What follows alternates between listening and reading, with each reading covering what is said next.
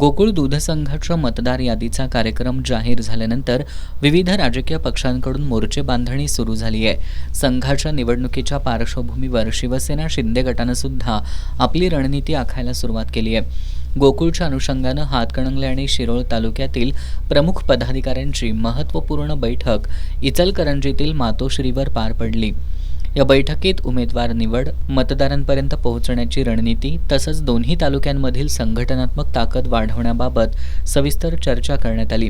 महायुती म्हणून निवडणूक लढवण्याला प्राधान्य देण्यात येणार असलं तरी आवश्यकता निर्माण झाल्यास शिवसेना स्वतंत्रपणे निवडणुकीच्या रिंगणात उतरण्यास सक्षम असल्याचा सूरही बैठकीत उमटला. महायुती म्हणून शिवसेना शिंदे गटाला गोकुळ निवडणुकीत अपेक्षेप्रमाणे जागा मिळाव्यात आणि यामध्ये हातकणंगले आणि शिरोळ तालुक्यातील पदाधिकाऱ्यांनाही संधी मिळावी अशी मागणी पदाधिकाऱ्यांनी केली आहे.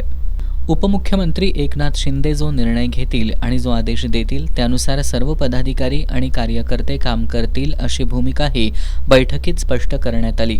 यावेळी जिल्हाप्रमुख रवींद्र माने यांच्यासह हातकणंगले आणि शिरोळ तालुक्यातील प्रमुख पदाधिकारी, जिल्हा परिषद सदस्य, पंचायत समिती सदस्य, नगराध्यक्ष, नगरसेवक आणि शिवसेनेचे कार्यकर्ते मोठ्या संख्येनं उपस्थित होते.